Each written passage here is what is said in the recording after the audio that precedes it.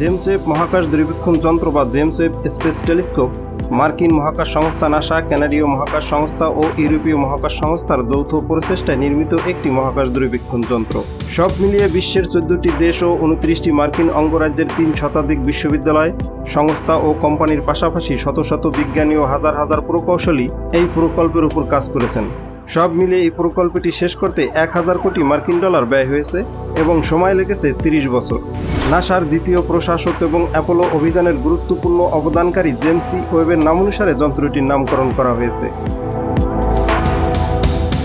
পূর্ব নির্ধারিত সময়সূচি অনুযায়ী ওয়েবটিকে 2021 সালের 25শে ডিসেম্বর দক্ষিণ আমেরিকার উত্তর পূর্ব উপকূলে বিষুবরেখার কাছে ফরাসি গায়ানার পুরু শহরে অবস্থিত গায়ানা মহাকাশ কেন্দ্র থেকে ফরাসি বাণিজ্যিক রকেট উৎক্ষেপণ কোম্পানি আরিয়ান স্পেসের তত্ত্বাবধানে একটি আরিয়ান 5 রকেটের মাধ্যমে সফলভাবে উৎক্ষেপণ করা হয়।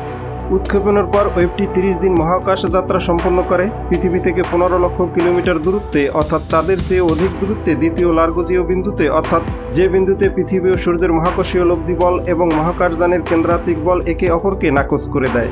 সেখানে পৌঁছানোর পর ওয়েবটি সবসময় পৃথিবীর অন্ধকার পার্শ্ব থেকে পৃথিবীর সাথে সাথে একই সময়ে বছরে একবার সূর্যকে প্রদক্ষিণ করছে। ওয়েবের মূল 2টি বৈজ্ঞানিক লক্ষ্য হল ছায়াপথের জন্ম ও বিবর্তন এবং নক্ষত্র ও গ্রহসমূহের সৃষ্টি সংক্রান্ত গবেষণা। এটি জ্যোতির্বিজ্ঞান ও বিশ্বতত্ত্বের সমগ্র ক্ষেত্র জুড়ে বহু বিভিন্ন ধরনের গবেষণার দ্বার উন্মোচন করবে। এটির সাহায্যে পৃথিবী থেকে সবচেয়ে বেশি দূরে মহাবিশ্বের বিরাজমান বস্তু ও সংঘটিত ঘটনাগুলি পর্যবেক্ষণ করা সম্ভব হবে। যেমন এটির দ্বারা ধারণকৃত বিকিরণ চিত্রের মাধ্যমে আজ থেকে 1350 কোটি বছর আগে অর্থাৎ মহাবিস্ফোরণের প্রায় 10 থেকে 20 কোটি বছর পরের মহাবিশ্বের প্রথম ছায়াপথ ও অর্ধ নক্ষত্রগুলি কীভাবে রূপ লাভ করেছে তা জানা যাবে। এছাড়া মানুষের বসবাসযোগ্য সম্ভাব্য বহি নক্ষত্রগুলির আবহাওয়ামণ্ডলের বিস্তারিত খুঁটিনাটিগুলি চিত্রায়নও সম্ভব হবে। উপরন্তু এটি সৌরজগতের অন্যান্য গ্রহ, উপগ্রহ, নক্ষত্র ও খণ্ডবস্তুগুলির অনেক বেশি খুঁটিনাটি দেখতে সক্ষম হবে। ওয়েবের আলোকীয় দূরবীক্ষণ যন্ত্র উপাদানটি 3টি দর্পণের সমন্বয়ে গঠিত। প্রথম দর্পণটি 18টি ষড়ভুজাকৃতির দর্পণখণ্ডের সমন্বয়ে নির্মিত। প্রতিটি দর্পণখণ্ডের ব্যাস 1.3 মিটার এবং এগুলি অত্যন্ত পাতলা অর্থাৎ মাত্র 100 ন্যানোমিটার পুরু সোনার প্রলেপ লাগানো বেরিলিয়াম ধাতু দিয়ে তৈরি। সোনা অবলোহিত বিকিরণের জন্য একটি অতি উৎকৃষ্ট প্রতিফলক এবং রাসায়নিকভাবে তুলনামূলক নিষ্ক্রিয়। অন্যদিকে বেরিলিয়াম হালকা কিন্তু শক্ত, অত্যন্ত নিম্ন তাপমাত্রাতেও সংকুচিত না হয়ে আকৃতি ধরে রাখতে পারে। দর্পণ খণ্ডগুলি একত্রে মিলে একটি বৃহৎ 6.5 মিটার ব্যাস বিশিষ্ট মৌচাকের মতো দেখতে প্রায় ষড়ভুজাকৃতির একটি প্রাথমিক দর্পণ গঠন করে, যার ক্ষেত্রফল হাবল দূরবীক্ষণ যন্ত্রের চেয়ে 6 গুণেরও বেশি বড়। যন্ত্রটিকে সূর্যের তাপ থেকে সুরক্ষা প্রদানের জন্য 300 বর্গমিটার ক্ষেত্রফলের একটি সৌরঢাল মোতায়েন করা হয়েছে। সৌরঢালটি সিলিকন ও অ্যালুমিনিয়ামে আবৃত 5টি তাপ অন্তরক ক্যাপটন পাত দ্বারা নির্মিত। সৌরঢালের উত্তপ্ত পার্শ্বটির তাপমাত্রা ক্ষেত্র বিশেষে 85 ডিগ্রি সেলসিয়াস পর্যন্ত উঠতে পারে, কিন্তু এটির শীতল পার্শ্বমূল গৌণ দর্পণ ও অন্যান্য যন্ত্রাংশগুলির তাপমাত্রা 50 কেলভিনের নিচে থাকবে। এছাড়া পৃথিবীতে বৈজ্ঞানিক উত্তাপ প্রেরণের জন্য আদেশ গ্রহণের জন্য পৃথিবীর দিকে মুখ করে একটি অ্যান্টেনা এবং সূর্যের আলো থেকে বিদ্যুৎ শক্তি উৎপাদনের জন্য সূর্যের দিকে মুখ করে এক সারি সৌর বিদ্যুৎ কোষ রয়েছে। নির্দিষ্ট নক্ষত্র অঞ্চলের দিকে তাক করার জন্য কিছু ক্ষুদ্রকায় দূরবীক্ষণ যন্ত্রও আছে, যেগুলিকে নক্ষত্র সন্ধানী নাম দেওয়া হয়েছে। ওয়েবের সমগ্র দূরবীক্ষণ যন্ত্রটির ভর প্রায় 6 মেট্রিক টন।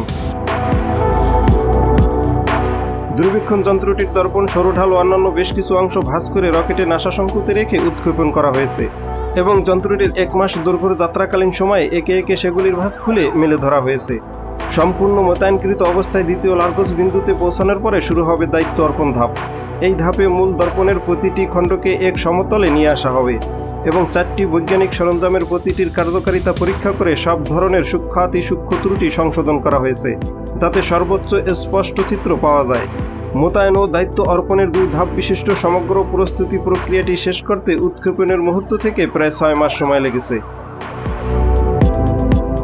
পৃথিবী থেকে বহুদূরে অবস্থিত বলে একবার মোতায়েন করার পরে মানুষের হাতে ওয়েবের কোনো মেরামতি বা পুরনো হয়ে যাওয়া যন্ত্রাংশ প্রতিস্থাপন করা প্রায় অসম্ভব। পরিকল্পনা মোতাবেক 2022 সালের জুলাই মাস থেকে দূরবীক্ষণ যন্ত্রটি পৃথিবীতে অবস্থিত নাসার গভীর মহাকাশ টেলিযোগাযোগ ব্যবস্থার অংশ অস্ট্রেলিয়ার ক্যানবেরা, স্পেনের মাদ্রিদ ও ক্যালিফোর্নিয়ার গোল্ডেন স্টোন শহরের কাছে অবস্থিত 3টি গ্রাহক অ্যান্টেনা বিশিষ্ট ভূকেন্দ্রে বৈজ্ঞানিক উত্তাপ অর্থাৎ দৈনিক 2 বার করে প্রতিবার কমপক্ষে 28.6 গিগাবাইট পরিমাণ উত্তাপ প্রেরণ করা শুরু করেছে। ওয়েবে বহনকৃত জ্বালানির সাহায্যে যন্ত্রটিকে কমপক্ষে প্রায় 10 বছর কর্মক্ষম রাখার পরিকল্পনা করা হয়েছে।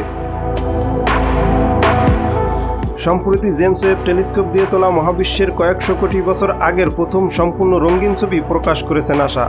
এ যাবৎ এটাই মহাজগতের প্রাচীনতম অবস্থার সবচেয়ে বিস্তারিতভাবে তোলা চিত্র। এ ছবিতে তারকামণ্ডলী ও ছায়াপথের যে আলোকরশ্মির বিচ্ছুরণ দেখা যাচ্ছে তা শত কোটি বছর পাড়ি দিয়ে আমাদের কাছে এসে পৌঁছেছে।